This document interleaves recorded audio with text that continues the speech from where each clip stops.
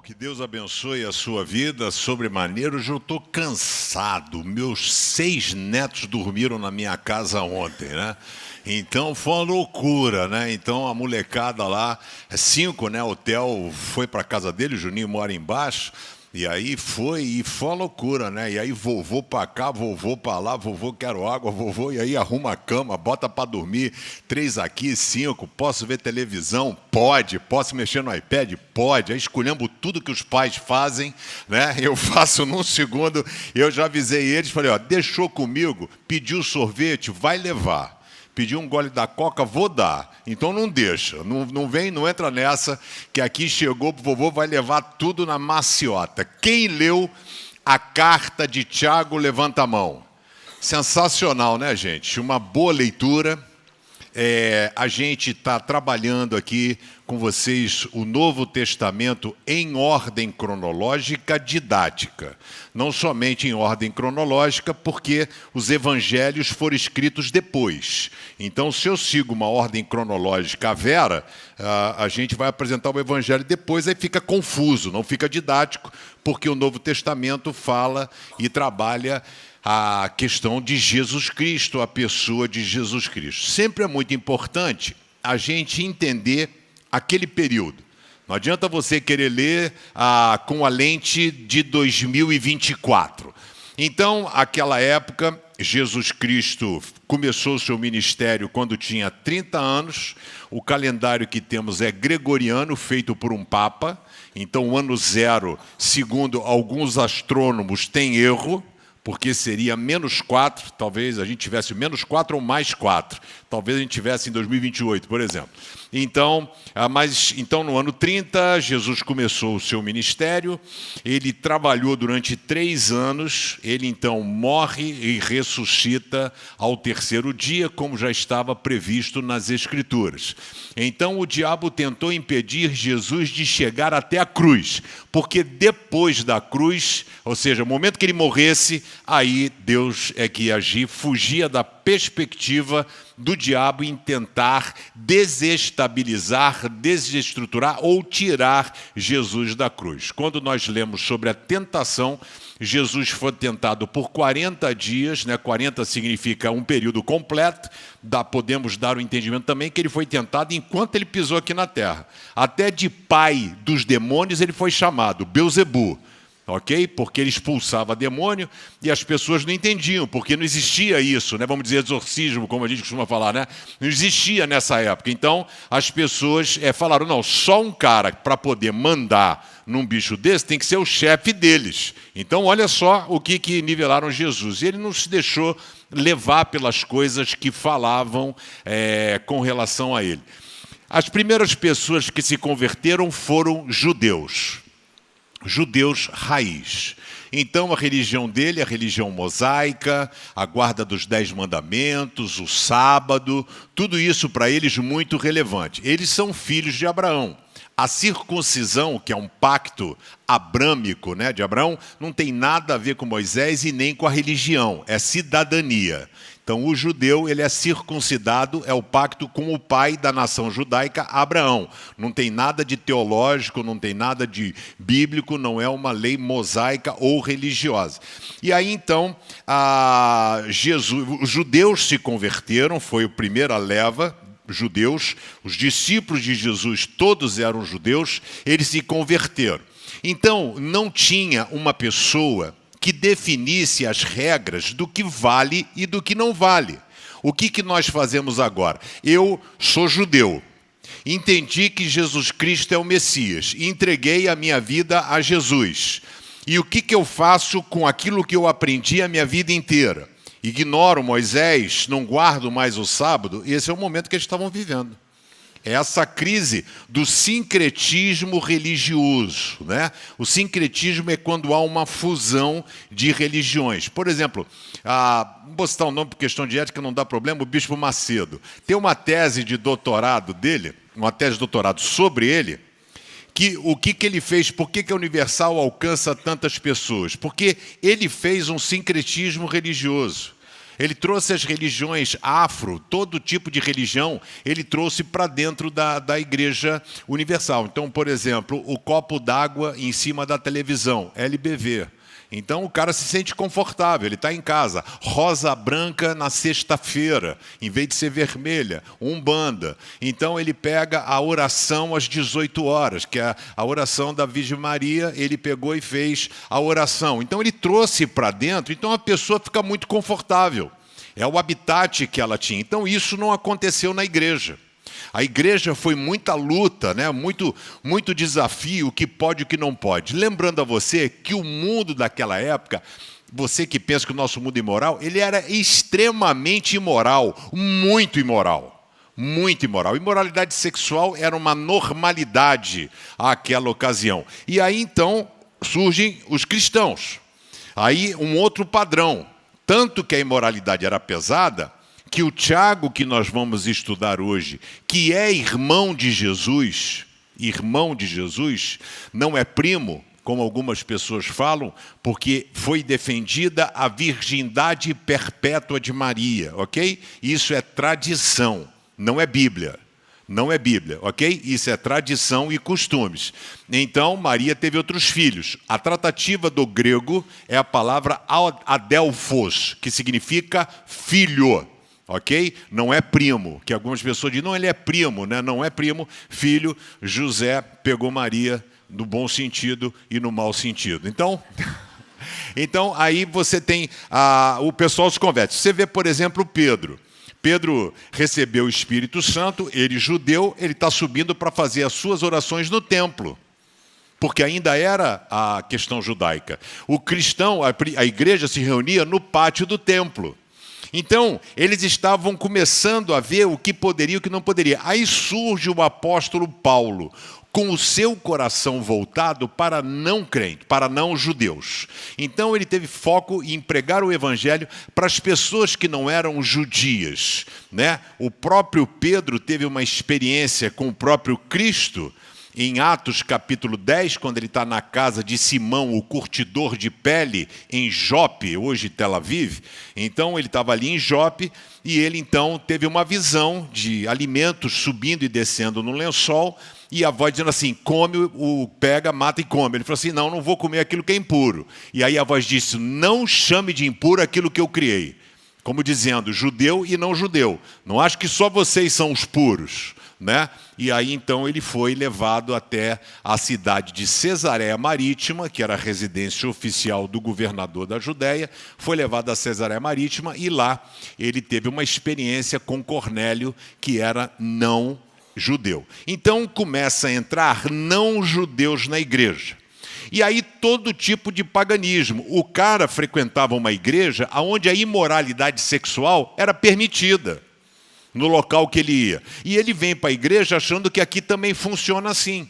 As mulheres na cidade de Éfeso tinham o templo à deusa Diana. Então, as mulheres no templo à deusa Diana só entrava mulher. Se homem entrasse, era morto. Então, só mulher, e mulher falava. As mulheres que serviam no templo de Diana se converteram ao cristianismo, entraram dentro da igreja cristã. Quem fala? Mulher.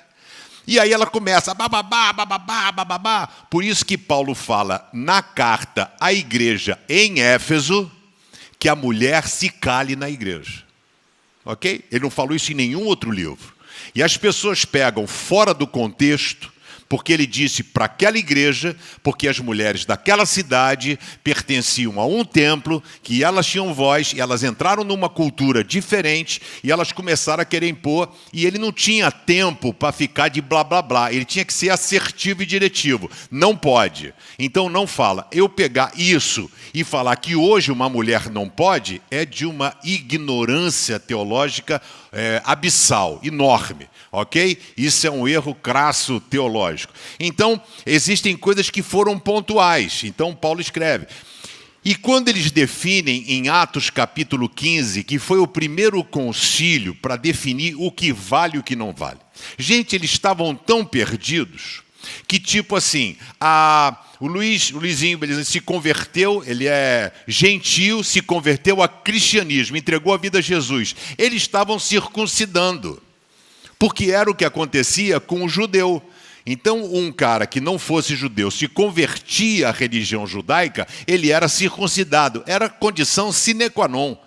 E aí eles começaram, tanto que o Concílio de Jerusalém, em Atos capítulo 15, eles definem o que vale e o que não vale. Então fica firmado no Concílio de Jerusalém, na sua Bíblia, em Atos 15, que não precisa circuncidar, é bom que não come carne sufocada, né? E que as pessoas se abstenham da imoralidade sexual. Então note que aqui o cristão começa a se diferenciar das demais pessoas. Enquanto as pessoas lidam com a imoralidade sexual, os cristãos começaram a ter um posicionamento diferente. Para você entender, na igreja de Corinto estava tendo incesto, um padrasto tendo relacionamento com a filha, ok? Imoralidade sexual, normal. Eles consideravam isso normal. E aí Paulo, ele é firme ali na carta à igreja de Corinto, que devem se abster de toda a imoralidade sexual. Então você tem no Novo Testamento os 4 evangelhos, um livro que é o livro de Atos, vou citá-lo toda vez que Paulo passar por uma das viagens missionárias para posicionar você. Paulo fundou várias igrejas, Filipos, Tessalônica, Coríntios, Éfeso, foram igrejas fundadas pelo apóstolo Paulo. Então você tem 13 cartas paulinas. Você tem o Apocalipse, que chama-se Revelação, é um livro falando sobre o final de todas as coisas, não é um livro de terror, é um livro de bênção, ou seja, mostrando a vitória do Senhor, ok? E aí você tem 6 cartas chamadas de cartas gerais, ok? São cartas chamadas gerais porque elas foram escritas para todos os cristãos, judeus e não judeus. Não foi para tratar de um problema pontual. Não foi para as cartas de Paulo, boa parte das cartas eram respostas para algum tipo de problema que aquela igreja estava vivenciando. E aí Paulo, como fundador, perguntavam para ele como nós devemos nos posicionar. A carta de Paulo, a 1 Coríntios, ele está respondendo 7 perguntas que foram feitas a ele. 7. Que você encontra isso a partir, acho que do capítulo 6 ou 7, que ele fala, quanto à questão do casamento, aí ele responde, quanto à ceia, eu também vos recebi, bababá, como eu recebi, também vos entreguei. Aí ele vai explicando. Então nós temos 6 cartas chamadas gerais. Tiago é uma dessas cartas. Então, Tiago, 1ª e 2ª Pedro, 1ª, 2ª e 3ª João e Judas. São as cartas chamadas cartas gerais. Não tem um público, não tem um destinatário definido. Ela servia para todo cristão. Era uma carta ampla e não direcionada para algum problema. Então, Tiago escreve essa carta, conhecida também como essa carta geral. E é interessante porque Tiago teve uma dificuldade enorme de entrar no cânon. Cânon significa régua de medir, ok? Então, para você ter os livros que temos, as cartas no Novo Testamento, elas precisaram passar por uma régua de medir. Então, tinha que ter apostolicidade, ser escrito por um apóstolo, inspiração do Espírito Santo de Deus, e um fator decisivo era a aceitabilidade, comprovação das igrejas. Porque a tradição que vigia naquela época era a tradição oral. Então, de pai para filho, de filho para neto e assim sucessivamente. Então, a igreja dizia, isso aqui é do apóstolo Paulo, essa carta não é falsa. Então, a igreja testificava o que valia e o que não valia. Encontramos isso em Apocalipse capítulo 2, quando Jesus está falando da igreja de Éfeso. Parabéns, igreja de Éfeso, que vocês sabem o que vale e o que não vale. Quem estava testando? A igreja. Vocês sabem o que é falso e o que é verdadeiro. Quem são os falsos pastores e quem não são. Então ele está parabenizando. Então a igreja foi crucial para dizer o que vale e o que não vale. A carta de Tiago teve uma certa dificuldade, né? Ele não se apresenta, ele não diz, como Paulo, né, que facilita o nosso entendimento, eu, Paulo, servo de Cristo, né? Ele não diz, eu, Tiago, né? Então ele não se apresenta de uma forma veemente, mas nós temos 5 Tiagos na Bíblia. que são citados. Tiago, filho de fulano, filho de Beltrano, tenha o cuidado de dizer quem era. O Tiago, filho de discípulo de Jesus, morreu no ano 44. Ok? Isso está registrado em Atos dos Apóstolos, se não me falha a memória, 12, verso 2. Na época, o rei Herodes começou a perseguir algumas pessoas da igreja. Ele mandou matar à espada Tiago, o irmão de João. Então, bem claro, não foi Tiago, irmão do Senhor, né? Ele foi morto no ano 44.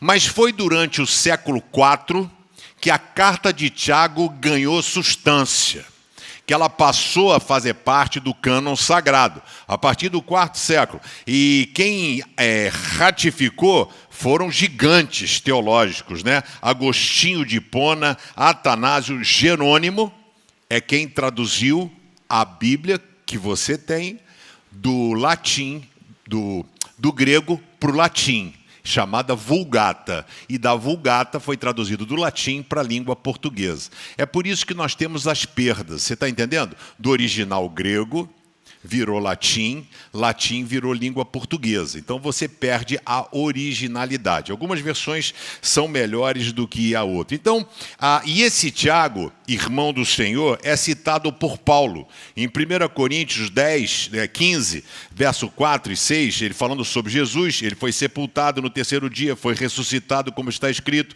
apareceu a Pedro e depois aos 12, depois apareceu de uma só vez a mais de 500 seguidores, ele defendendo a ressurreição de Jesus, dos quais a maior parte ainda vive, alguns já morreram. Em seguida apareceu a Tiago.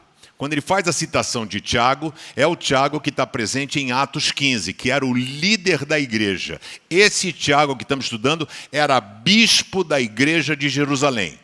Era a autoridade, chamado de Tiago o Justo. Então ele assumiu a proeminência, Pedro foi pregar o evangelho, Paulo foi pregar, e ele ficou com a menção de liderar a igreja ali em Jerusalém. É interessante porque ele não define o público judeu, né, específico, mas ele faz citações. Então você que leu os 5 capítulos de Tiago, ele faz citação de Levítico 19, 18, em Tiago 2,8, ele fala sobre Abraão. Quando você vê, às vezes, eu falando que Abraão foi chamado amigo de Deus, é Tiago que cita, ok? Ele fala sobre Jó, ele fala sobre Raabe, a prostituta que estava no muro de Jericó, que foi poupada pelos espias, e fala de Elias, que Elias orou, quando ele fala sobre você orar com firmeza, né? Elias orou e não choveu sobre a terra há 3 anos e meio. Depois ele orou e voltou a chover sobre a terra. Então é interessante que ele não cita nenhum ensinamento direto de Jesus, mas tem um paralelismo enorme com o Sermão do Monte. Você que lê o Sermão do Monte, ele fala muitas coisas extremamente similares. Rapaz, saiu uma fumaça aqui que o negócio ficou nublado, hein? Está aqui, estou me sentindo... Nunca fui para Londres, né? Mas eu vejo, pelo menos os filmes lá né? Ficou a nuvem aqui, ficou ruim o negócio, viu, filho? Aqui o vovô tá velho, já não estou enxergando direito. Estou aqui, hein, gente? Aí, então, Tiago 1:24... que também fala o seguinte, ele explicando, o Evangelho é a lei perfeita, ok? O Evangelho é a lei perfeita. Acho que não parou a fumaça. O Evangelho é a lei perfeita. Então ele está falando aqui, tanto para judeu quanto para cristão. É a lei perfeita que dá liberdade às pessoas. Ele consegue, numa frase, resumir. Por quê? Porque a lei proibia.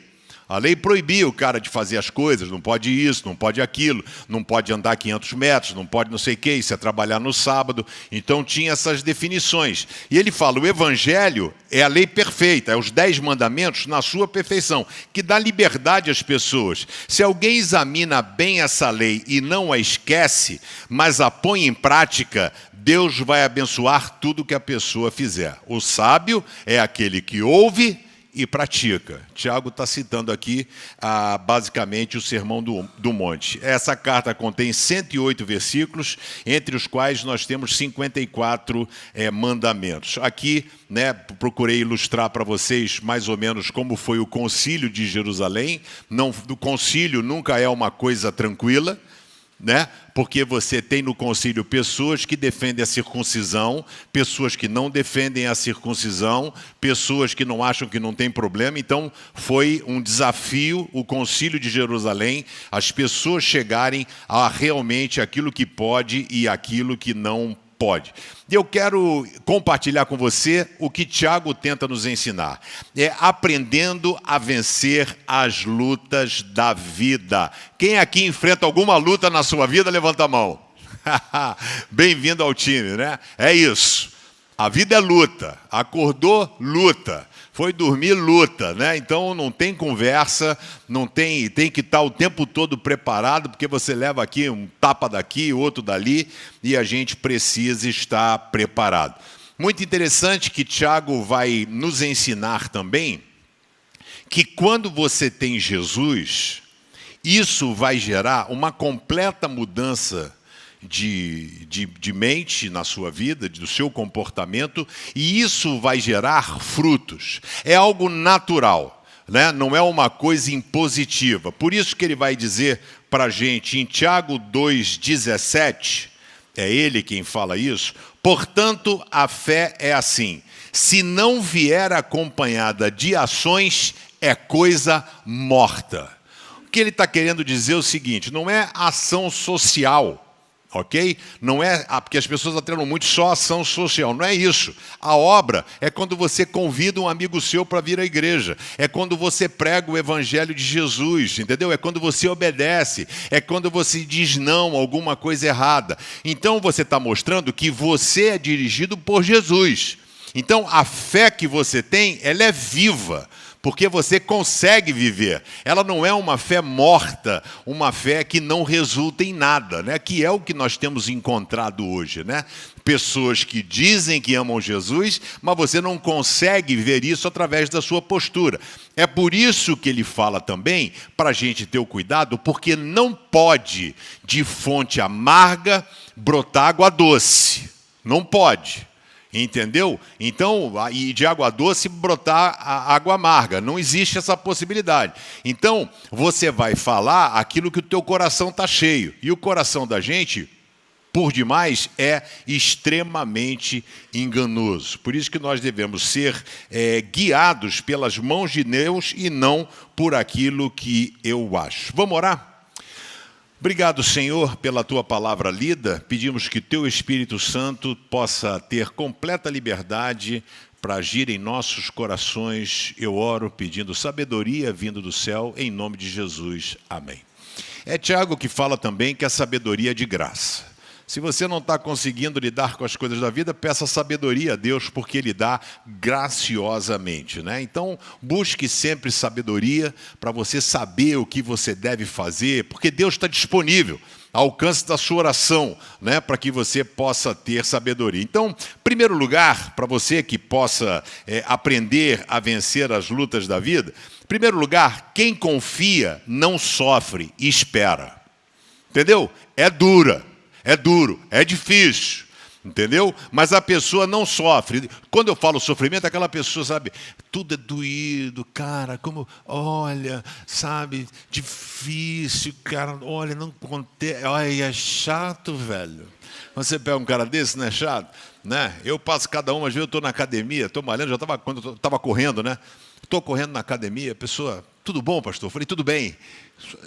Só um minutinho, só queria fazer uma pergunta. Aí tudo bem, né? Estou com fone no ouvido Queen, um rock, né? Está pensando que pastor ouve gospel, né? Para poder correr e tal. Aí a pessoa vem, aí chega o outro cara, às vezes, pô, pastor, posso falar? Posso. Aí o cara começa com a churumela, falou, cara, eu já tenho tanto problema, né? Então, eu, quando era empresário, o cara falava assim, o cara vinha falar comigo, pô, Pedro, eu tenho uma história triste para contar para você. Eu pegava 2 lenços, dava um para ele, pegava outro, falava assim, você conta a sua, depois eu conto a minha. E a gente chora junto aqui, né? Que eu também estou cheio de história triste, precisando contar para você. Então, quem confia não sofre.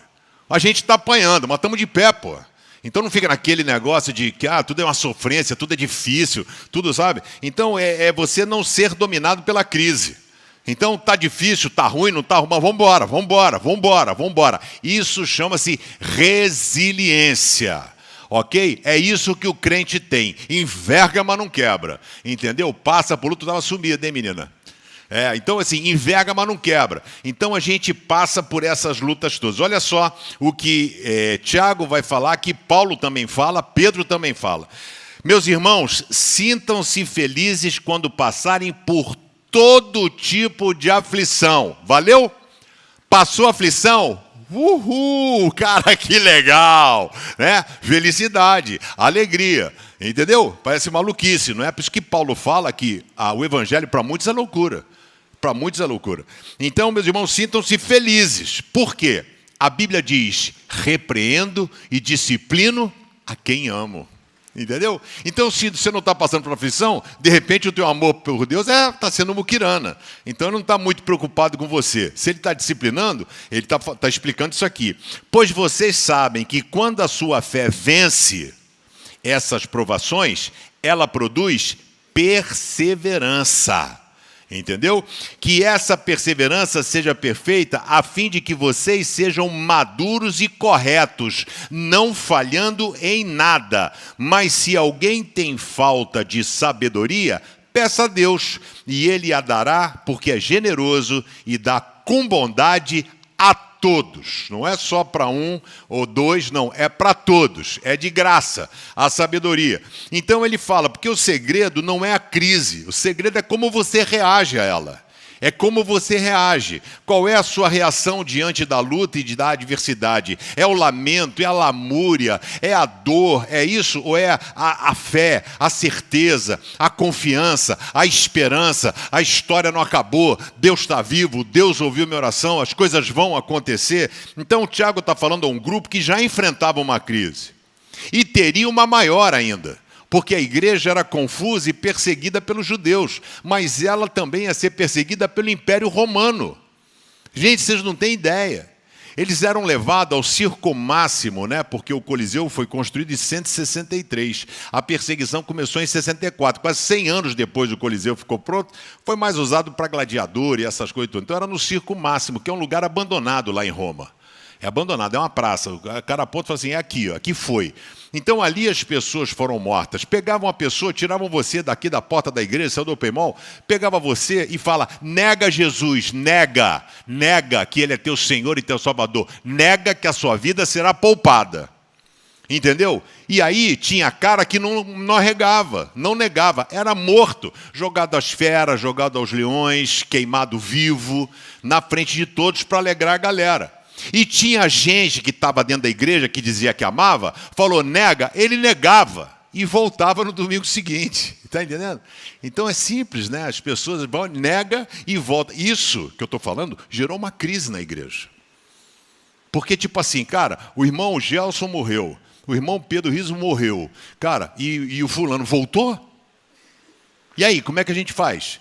Qual é o exemplo que esse cara deu? Qual é o exemplo que esse cara dá? Como é que funciona? Foi uma crise para a igreja. Recebe o cara, não recebe. Se negou a Cristo, está fazendo o que aqui? Entendeu? Mas aí, e a graça de Deus? Como é que a gente faz? E a misericórdia do Senhor? Foi dose, foi difícil. E ainda bem que eu não era pastor naquela época.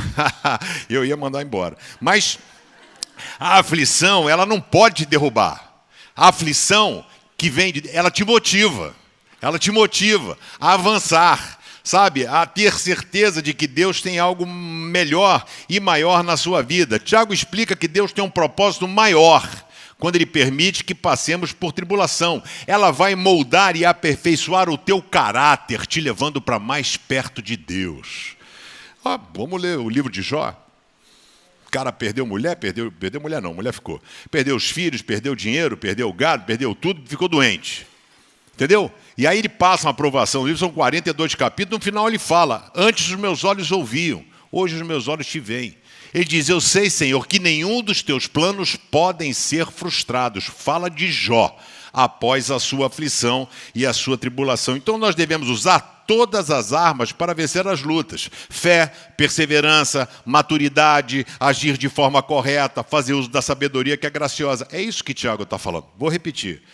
Fé, perseverança, maturidade, agir de forma correta, fazer uso da sabedoria que é graciosa. É isso que ele está falando nesse versículo aqui que eu li. O problema é que quando bate a crise, né, e ela bate, ao invés da gente correr para o braço de Jesus, a gente corre para o pânico, para o surto, para o desespero.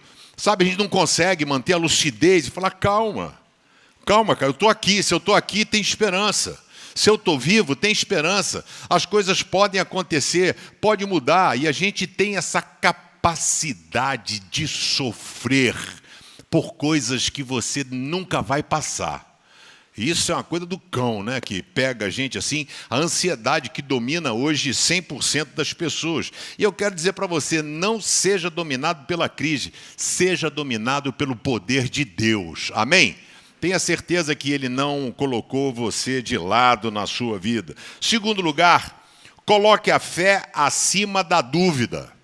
Entendeu? A gente tem essa questão de, será, não sei, talvez, vai. A Bíblia fala que o crente tem que ser firme. Elias, quando pegou a galera, levou para o Monte Carmelo, né? Chegou para aquela galera lá, e pegou os profetas lá de Baal e de Aserá e disse assim, cara, pegou o povo e falou assim, escolheis a quem servais. Se Baal é Deus, fica com ele. Mas se o Senhor é Deus, corrige isso, arruma a sua vida. Né? Então desafiou. Jesus disse, sim, sim, não, não. A porta é estreita e o caminho é estreito. Né? E poucos, disse Jesus, vão escolher entrar por essa porta. E a galera entra pela porta, por isso que Jesus disse, a porta é estreita e o caminho é estreito. Então o cara entra pela porta estreita e vai para o caminho largo. Então não entrou pela porta, amigo. Porque quando Jesus entra na nossa vida, Ele faz uma revolução. Não é você quem domina, o poder do Espírito Santo ajuda você a vencer as suas limitações. Ele ajuda você a ir além. E aí diz o texto de Tiago 1:6-8. Porém, peçam com fé e não duvidem de modo nenhum. Né? Até eu já aprendi muitas vezes que na oração eu vou pedir, eu já oro agradecendo. Obrigado, Deus, porque o Senhor vai curar Marisa. Obrigado. Sabe? É fé. Obrigado. Eu sei que o Senhor... Já quero te agradecer, né? Se Ele sabe o que eu vou pedir, já vou agradecer, porque Ele há de fazer, né? Então peçam com fé e não duvidem de modo nenhum, pois quem duvida é como as ondas do mar que o vento leva de um lado para o outro. Sabe, o cara fica aqui, não sabe, não sei, não vou. Então quem é assim, não pense que vai receber alguma coisa do Senhor. Amigo, se você é como as ondas do mar, levado de um lado para o outro, não vai receber. Vai orar, a sua oração não vai passar do teto, porque você ora e desconfia, né? Então, ou pega um caminho, vai firme, pois não tem firmeza e nunca sabe o que deve fazer. Muitos fazem o que querem da sua vida, mas a vida irá cobrar você mais adiante. A vida de muitos, em muitas áreas, tem sido como um carro desgovernado.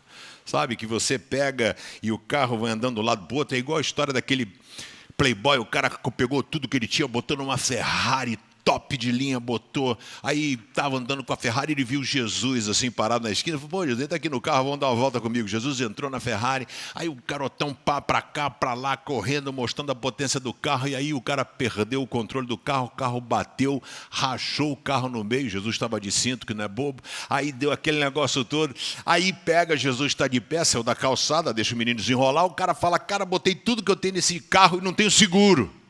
E aí ele começou a tentar ver o que eu faço, viu Jesus paradinho assim.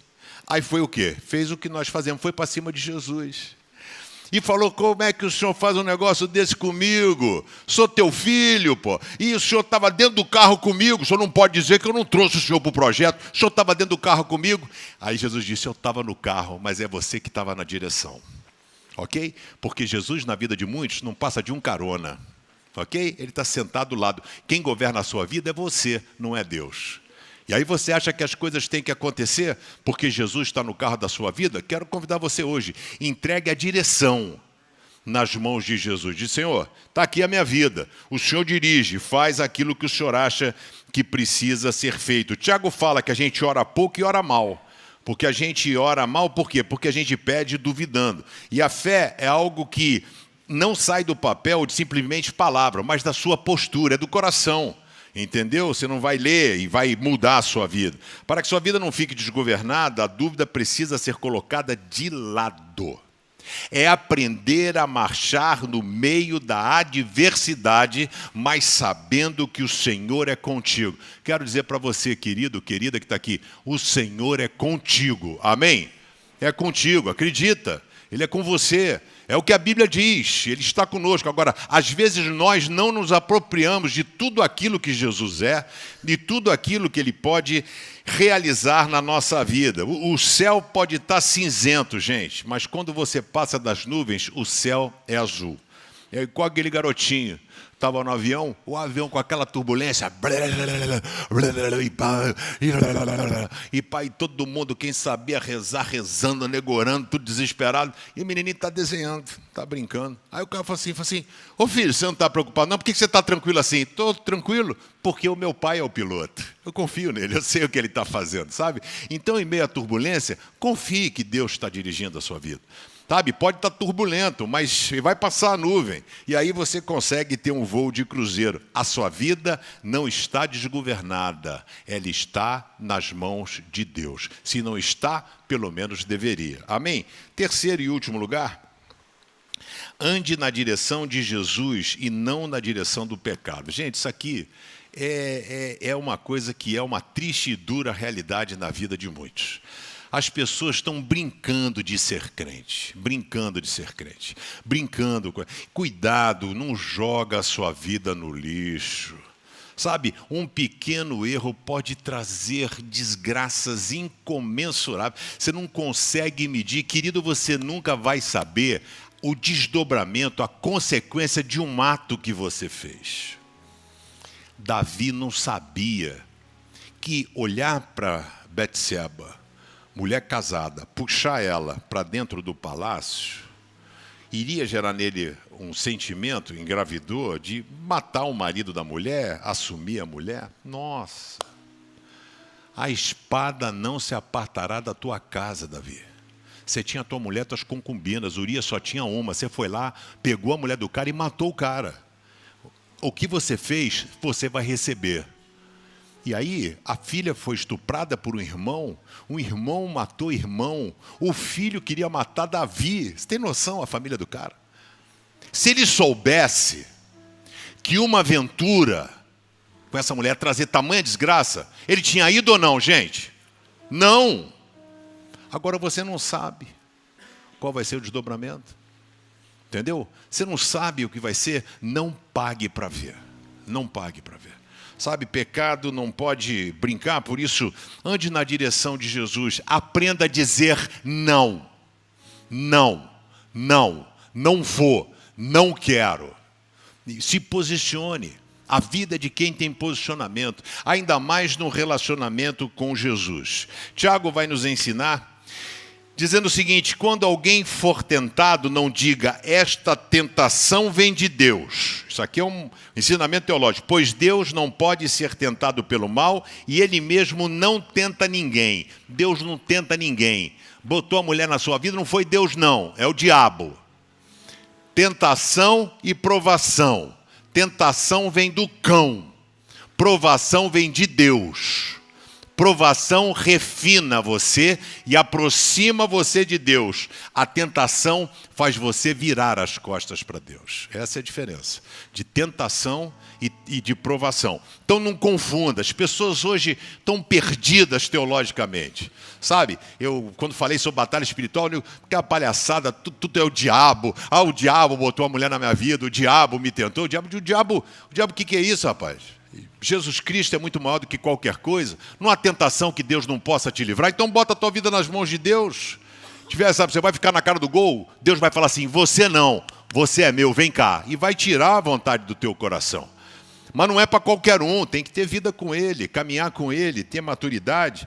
E aí diz assim, né, ele não pode ser tentado, Ele não tenta ninguém. Mas as pessoas são tentadas, olha só como é que ele vai dizer, ó.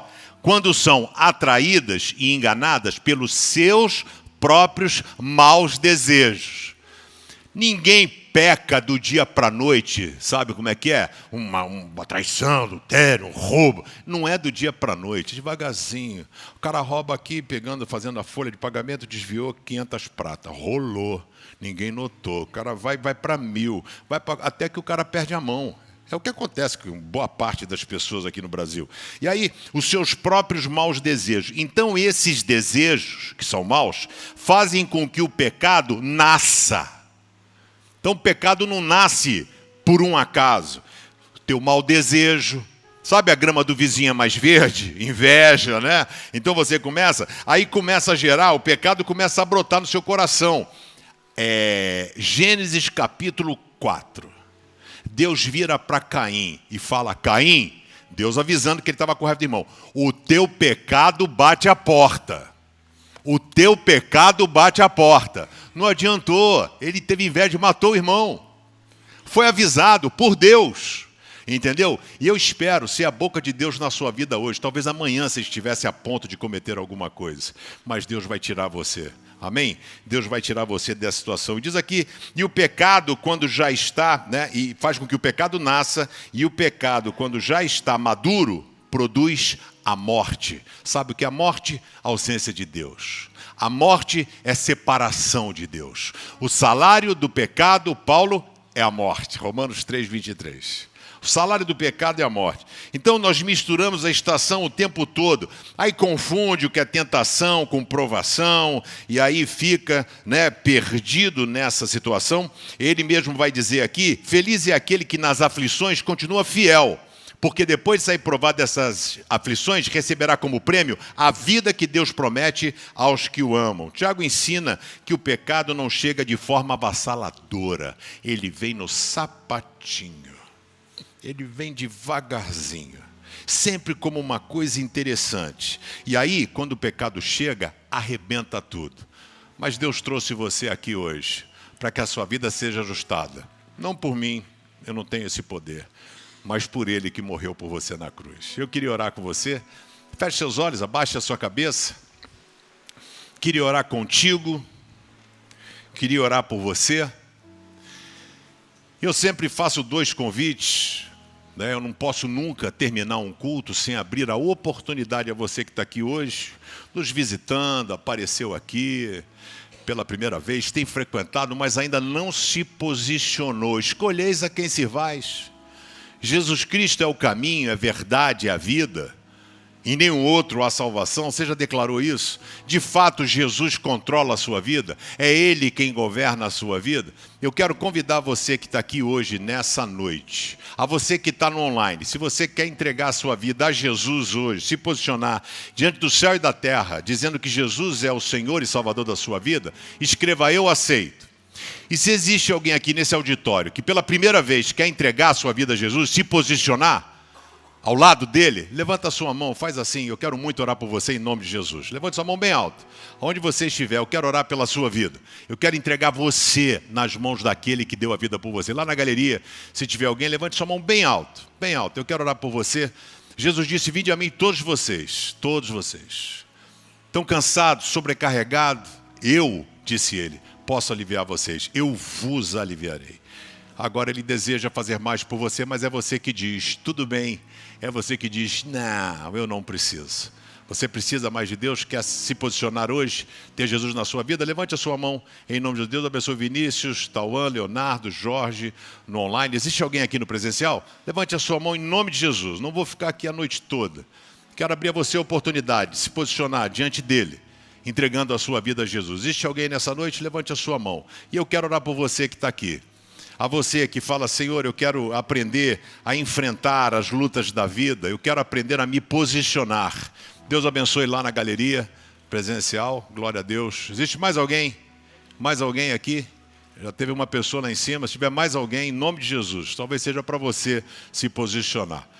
Quando ouvir a voz de Deus, não endurece o coração não, tá bom? Não é religião, não é igreja, não é pastor, talvez você nunca mais volte aqui. Essa não é a nossa preocupação, tá bom? Deus abençoe o Bruno, a Camila. Existe mais alguém? E eu queria orar por você que está aqui hoje, nessa noite, e fala: eu preciso entender que Deus tem um plano para a minha vida. Eu quero colocar a minha vida nas mãos de Deus, eu quero aprender, eu quero buscar sabedoria, eu quero ter posicionamento, eu quero confiar em Deus de uma forma absoluta. Eu não quero ser como as ondas do mar, levado para um lado ou para o outro, mas eu quero estar firmado na rocha que é Jesus. Quero convidar você, fica de pé no seu lugar. Quero muito orar pela sua vida, pela sua casa, pela sua família, para que o Espírito Santo de Deus possa te ajudar a vencer as lutas da vida. Coloca a mão sobre o seu coração, queria orar por você. Obrigado, Deus, pelo privilégio da salvação em Cristo Jesus, e nós pedimos que Tu tenhas misericórdia de cada um de nós pelas nossas limitações, mas nós não queremos dar lugar ao diabo. Nós queremos resistir a ele, porque em Cristo Jesus somos mais do que vencedores. Fortalece, Senhor, a nossa caminhada contigo. Que nós possamos ter uma caminhada firme, que nós não sejamos levados como as ondas, como os ventos, mas que as nossas vidas possam estar enraizadas em Cristo Jesus. Abençoe a vida de cada pessoa e de cada família aqui representada. Leva-nos em paz de volta aos nossos lares, cobertos, protegidos pelas Tuas fortes mãos.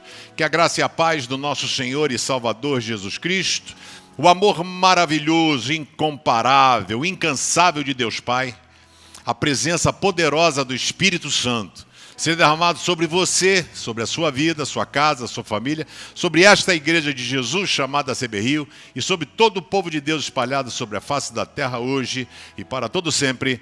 Amém e amém. Que Deus abençoe a sua vida. Vá na paz. Quarta-feira que vem, 1 Coríntios, a chapa vai esquentar. Aguardo você aí. Vá na paz.